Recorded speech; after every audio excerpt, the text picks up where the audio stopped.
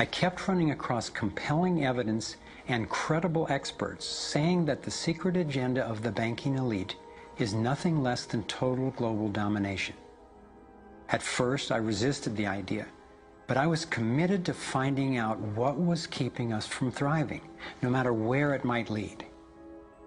One night I woke up at 3 a.m. with the burning question: if this small group wanted to dominate the entire world, what would they need to control to accomplish it? I jumped out of bed and started making a list. First and foremost, they'd have to control money, and they do. Controlling money allows them to run everything else. They'd need to control energy, and they do. They already control big agriculture and world trade. They're buying up water supplies worldwide. They've got health in their pocket, and they're trying to suppress natural alternatives. Mainly, they'd have to control what information we'd get and how we'd react to it. In America, the internet, our greatest tool for communication and grassroots organizing, is currently not controlled or censored, but its open status is being attacked from all sides. Governments, corporations, and the United Nations are all attempting to take control. For complete domination, dissent has to be controlled. They'd need to take away our rights, spy on ordinary citizens, and track every aspect of our lives. As the day dawned, I knew that a powerful elite had almost everything set up to rule the world. And I had the frightening realization that Big Brother is not just coming, he's here now.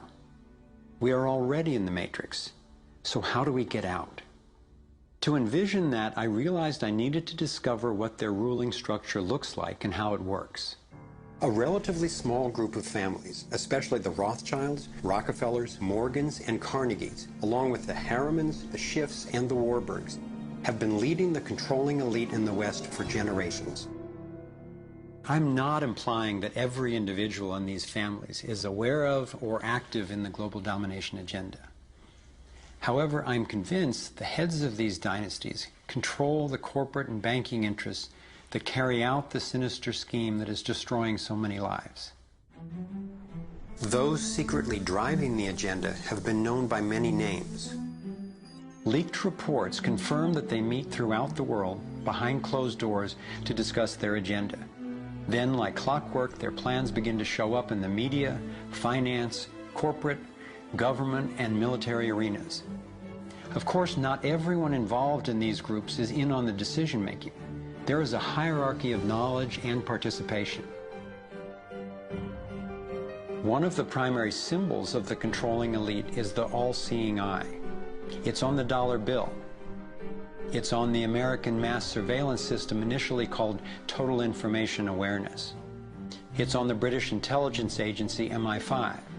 And it even oversees the Supreme Court complex in Israel, designed and funded entirely by the Rothschilds. I believe they've taken the majestic image of the Cheops pyramid and its legendary metallic capstone and perverted the meaning to represent those at the top being able to track and control all those under them.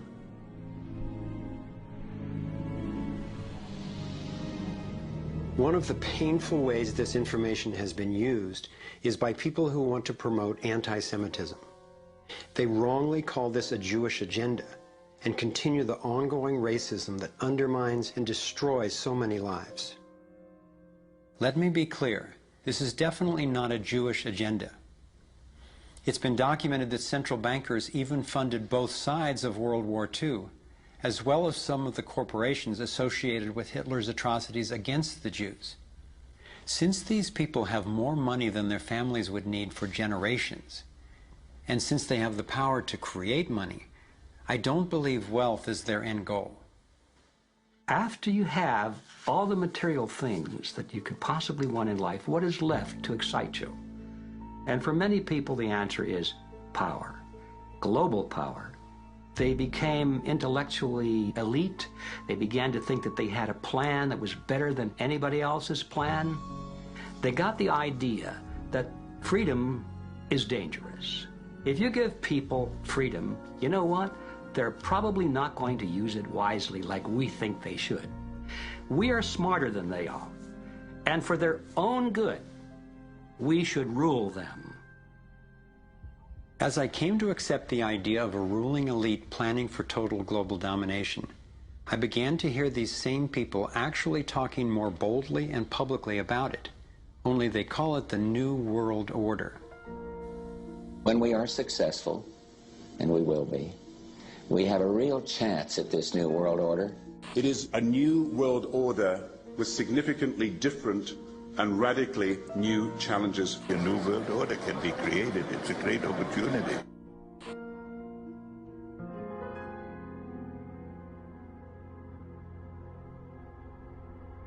Given the condition of our world, a new world order can sound like a great idea.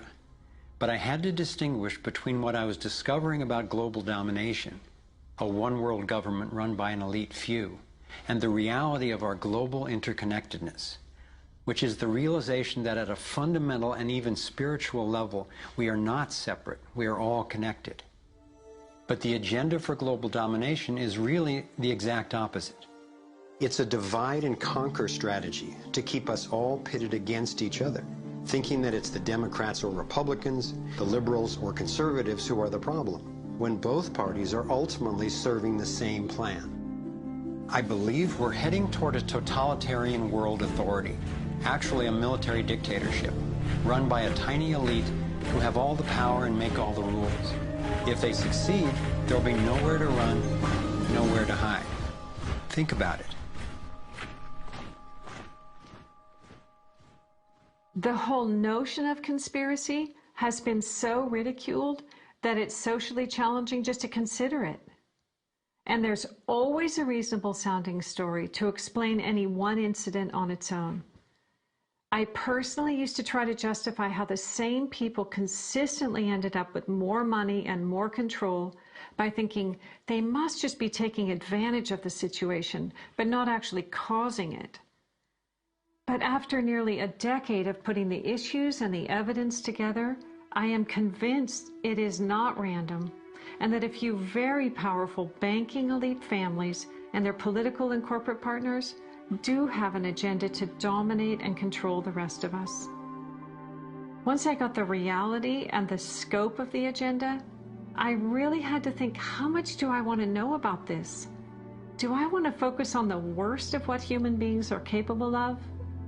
I decided it is worth knowing who these people are and how their organizations operate, because on the other side of the rage and the sadness are clarity and strength, the power we have to focus our efforts effectively now that we understand what's really going on. The greatest prison that people live in is the fear of what other people think. What happened to me as a result of all the ridicule I went through is that I stepped out of the fear of what other people thought. And it's only when you do it that you realize what a prison you lived in before. And what it gave me was a personal understanding of how easy it is for a few to control the many. All you have to do is dictate the norms in society, what is considered right and wrong, moral and immoral, good and bad, sane and insane, possible and impossible. And you build what I call a hassle-free zone. And if you live your life within that zone of perception, belief, and what you say and think, then people will leave you alone because you're normal. Once you step out of that pen and you start to express your uniqueness, what the Illuminati have created is a whole human population of prison warders who are jumping on those that are stepping out of the norm. And it's interesting, when you get to the edge of that hassle-free zone in what you say and you think, you're not thinking, if I do, what about the head of the World Bank? What's he going to say if I do this? No. We're saying, what will my mother think? What about the guys down the bar and the people at work? What will they say? And what the Illuminati have done by creating the norms, they have created an absolute army of people to impose those norms on each other. Their grand strategy for global dominance is already being implemented. They are carving up the world into superstates that transcend national boundaries so that we are easier for them to manage. They have already established the European Union and the African Union. Politicians from the United States, Canada, and Mexico, under the title of the Security and Prosperity Partnership, have been working on the northern part of what could arguably be called plans for an American Union.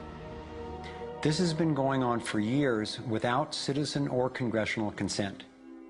A Pacific Union is already in process. This is the organizational chart for global tyranny, the structure for complete control. Here are two of the most powerful men in Europe talking about moving to a single world government. It is extremely important that we, in this new ownership of global governance, have, particularly on both sides of the Atlantic, the implementation of the same rules in the same fashion. 2009 is also the first year of global governance, with the establishment of the G20 in the middle of the financial crisis. On the international level, the central banking elite have put huge organizations in place to implement their policies, including the World Trade Organization, the World Health Organization, the World Bank, and the International Monetary Fund. John Perkins is a man who knows from decades of his own experience as a so-called economic hitman how the collusion of banks, corporations, and governments has taken over countries around the world. We use many techniques, but probably the most common is that we'll go to a country that has resources that our corporations covet, like oil, and we'll arrange a huge loan to that country from an organization like the World Bank or one of its sisters, but almost all of the money goes to U.S. corporations, not to the country itself. Corporations like Bechtel and Halliburton, General Motors, General Electric, these types of organizations, and they build huge infrastructure projects in that country, power plants, highways, ports, industrial parks, things that serve the very rich and seldom even reach the poor. In fact, the poor suffer because the loans have to be repaid, and they're huge loans, and the repayment of them means that the poor won't get education, health, and other social services, and the country is left holding a huge debt by intention. We go back, we economic hitmen, to this country and say, look, you owe us a lot of money, you can't repay your debts, so give us a pound of flesh. As soon as one of these anti-American presidents is elected, one of us goes in and says, hey, congratulations, Mr. President. Now that you're president, I just want to tell you that I can make you very, very rich, you and your family. Get several $100 million in this pocket if you play the game our way. If you decide not to, over in this pocket I've got a gun with a bullet with your name on it in case you decide to keep your campaign promises and throw us out. Sell our oil companies your oil real cheap, or vote with us at the next UN vote, or send troops in support of ours to someplace in the world such as Iraq. And in that way we've managed to build a world empire with very few people actually knowing that we've done this. Like many people, I thought a conspiracy for global domination could not really work because basically people are just not that competent. I thought there's no way they could pull off such a scheme at the necessary level of control and secrecy. One of the false hopes is this is all happening because government is incompetent, and it's a giant mistake, and people really don't know. And of course, that's great air cover for the fact that the system really does know where it's going, and it's going where it wants to go, and it's being successful at it. Still, I wondered how could something that is so big and corrupt be kept secret? It's a simple structure, and if it wasn't simple, it wouldn't work. And it can be likened to a compartmentalized pyramid. If you look at any organization today, don't matter whether it's a transnational corporation, a university, a government, a secret society, they're all structured as a pyramid. And as the CIA and other intelligence agencies talk about, they have this need-to-know system. Only let people know as much as they need to make their contribution and no more. So you take a bank, an individual bank, not that there is such a thing. At the bottom, you've got the people you see when you pass your check over the counter in the bank. Now, they don't know what the bank manager behind them knows and is discussing. They only know what they need to know to do their job. The bank manager in the office behind them, he doesn't know or she doesn't know what's happening at the next level, and they don't know what's happening at the next level. And eventually you've got a tiny few people at the peak of the pyramid of that banking structure. They're the only ones that know what the real agenda of the bank is and what the direction is that they're going and why.